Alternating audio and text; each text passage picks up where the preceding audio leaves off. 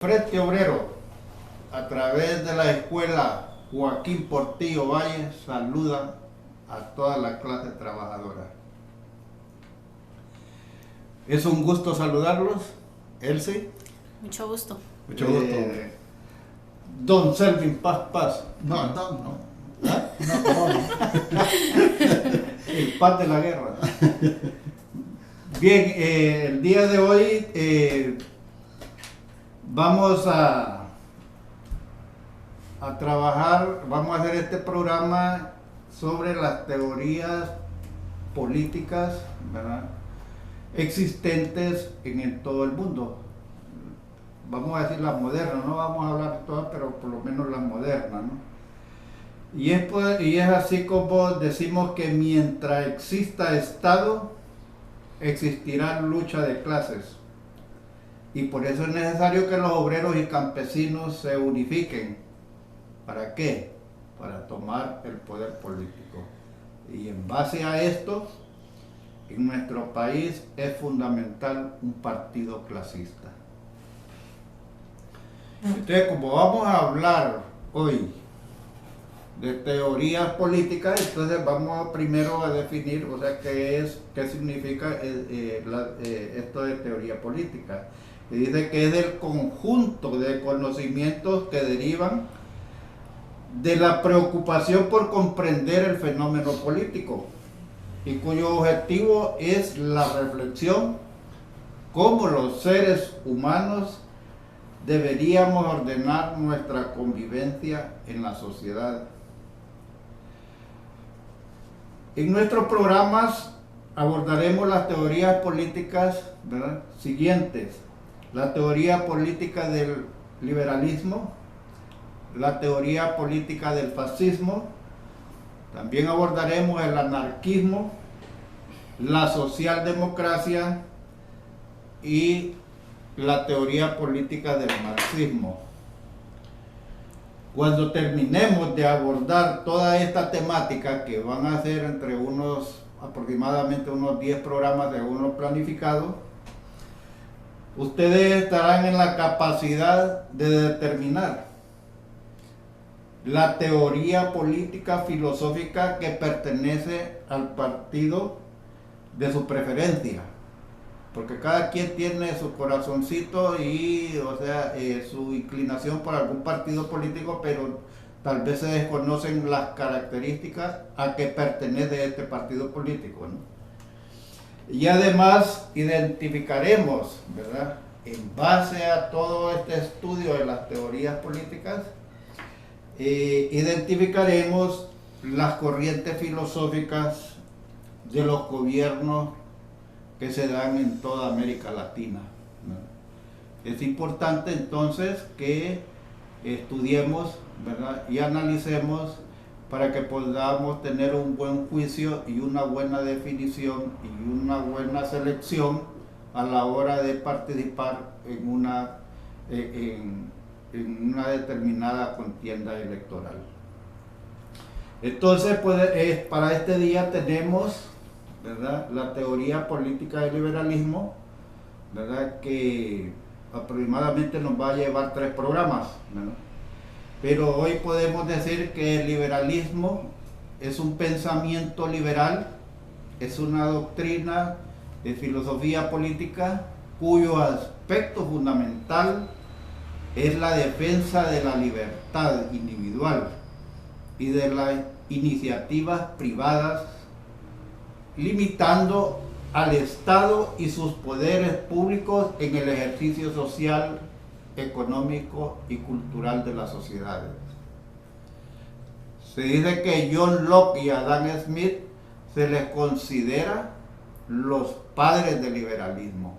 En este programa específicamente vamos a hablar solo de John Locke. Entonces, la compañera Elsie. A mí me gustaría, antes de la compañera, me gustaría hacer un agregado ahí, una reseña histórica. Ajá. En cuanto Sí. al liberalismo.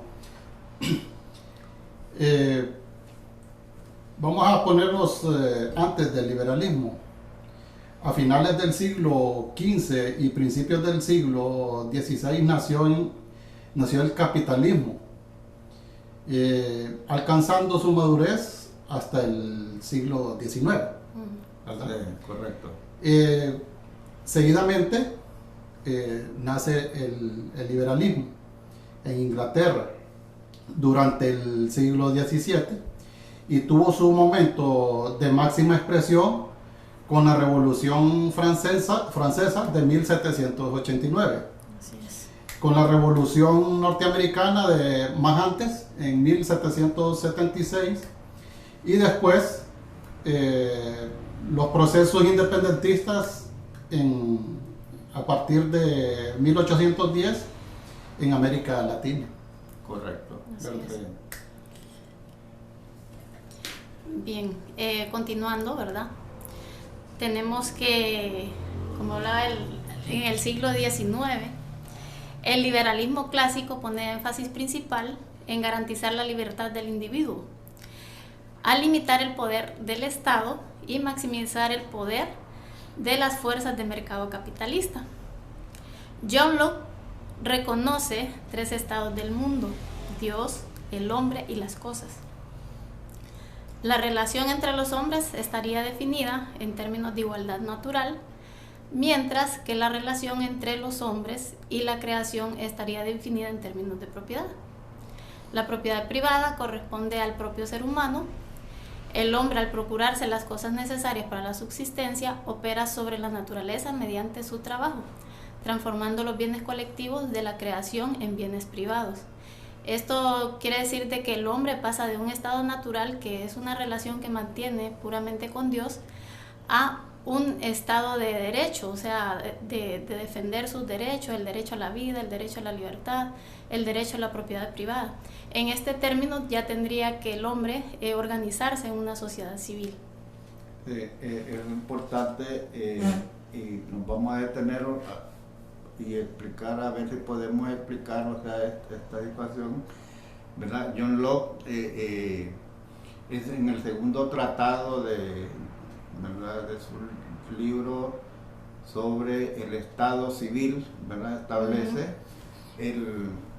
que él habla mucho del estado de natural, el estado de la naturaleza, ¿verdad? Y este estado de la naturaleza, pues, dice Locke, que consiste en que el hombre, ¿verdad?, en su primitivismo era completamente libre, no tenía restricciones, pero tenía 3 derechos, ¿verdad? Tenía 3 derechos. Tenía el derecho a la vida, derecho a la libertad, y derecho a la propiedad privada. Pero además, dice John Locke, que en la parte del estado de derecho, de naturaleza, en el estado natural, el hombre, o sea, tenía también un cuarto derecho. Y el cuarto derecho era tener el derecho de defender esos 3 derechos anteriores: defender el derecho a la vida, defender la libertad, el derecho a la libertad, y defender la propiedad privada. Y ese estado natural, en ese estado primitivo, ¿verdad?, como era algo dado, o sea, por algo divino, algo natural, ¿verdad?, entonces existía ese derecho a la defensa, existía como dicen, de la ley del más fuerte. Así es. Correcto. De la ley del más fuerte, donde yo, para defender mi vida, para defender mi derecho a la libertad y para defender mi derecho a la propiedad privada, podía matar a otra persona, ¿verdad? Ahí entra lo que es el contrato social, ¿no? Y entonces allí es donde entra, dice John Locke, pues no es posible esto, o sea, esto tiene que pasar de un estado natural a un estado de la sociedad civil, ¿verdad? Dice él. Entonces, y esa transición del estado natural al estado civil se debe de hacer a través, ¿verdad?, de un tratado, de un escrito, ¿cómo que le llamamos a la parte de lo que hoy llamamos nosotros constitución, ¿verdad? El pacto social. Un pacto social, dice John Locke. Y ese pacto, o sea, ese paso de esa transición debe ser por medio de un pacto social. Y este pacto social, dice John Locke, en aquellos años, en 1688, ¿verdad? Dice John Locke, o sea, debe de ser en base a un acuerdo, ¿verdad?, de los hombres, o sea, del pueblo, ¿verdad? Allí es donde se debe de dar, ¿verdad? Hablando de, ya que mencionamos la Constitución como pacto social, ¿verdad? Parte, ¿verdad?, de los derechos y garantías individuales que están plasmadas en nuestra Constitución de la República de Honduras, habla, ¿verdad?, aparte de otras, sobre la libertad de culto, la libertad de pensamiento, sobre la propiedad privada, el derecho a la vida, ¿verdad? Todo eso está plasmado. Sí. Eso deriva desde tiempos, ¿verdad? Quizá más antes de Locke, pero Locke los pone allí, ¿verdad?, en referencia. Y bueno, John Locke está considerado como el padre del liberalismo clásico. Hace referencia al conjunto de ideas políticas que durante los siglos XVII y XVIII se oponían al poder absoluto y la intervención del Estado en los asuntos civiles. En otras palabras, promovía una sociedad libre, ¿verdad? Es también digno de resaltar, Locke nació en el año 1632 y muere en 1704. Fue un teórico influyente de la revolución inglesa del año de 1868. Sí, así es. Sí. Además, ahí habla de que la propiedad privada, cómo se da la propiedad privada, según John Locke, o sea, en el estado natural, las cosas existen en una forma natural, ¿no? O sea, naturaleza. Pero desde el momento en que el hombre le ejerce un esfuerzo, un trabajo a ese estado natural, se convierte en una propiedad privada. Un ejemplo bien sencillo es como que si nosotros queremos cultivar una manzana de maíz, ¿verdad?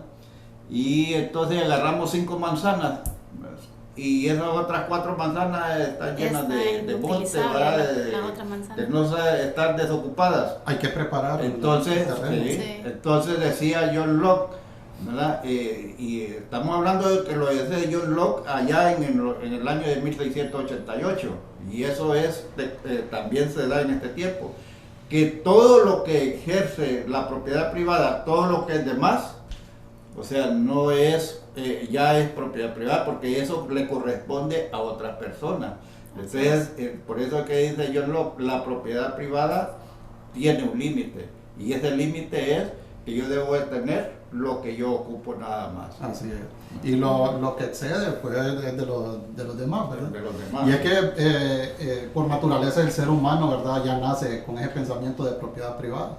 Si no, pues miremos a nuestros niños, ¿verdad? Sí. Que agarran sus cosas y dicen, esto es mío. Y aunque mío. no lo utilicen. Sí. Él sí, o sea, en el pacto social, que es lo que dice John Locke, o sea, sobre lo que debe además de tener el pacto social.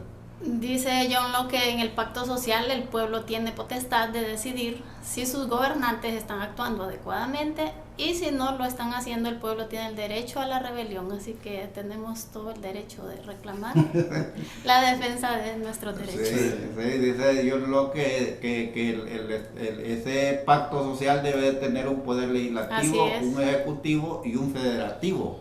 El legislativo es el parlamento, que es la representación del pueblo, y el ejecutivo es el gobierno, ¿verdad? Y el federativo son las relaciones internacionales. Así. Bueno, como ya nos está haciendo seña aquí la cámara, ¿verdad? La compañera Angie Paola Gerón. Sí, entonces nos está haciendo seña que ya el tiempo se nos terminó, entonces vamos a continuar en el próximo programa, ¿verdad?, hablando sobre Adam Smith, que es el otro que se considera el padre del liberalismo, que es el que toca la parte económica ya del sistema del liberalismo. Correcto. Hasta la próxima. Un gusto. Saludos.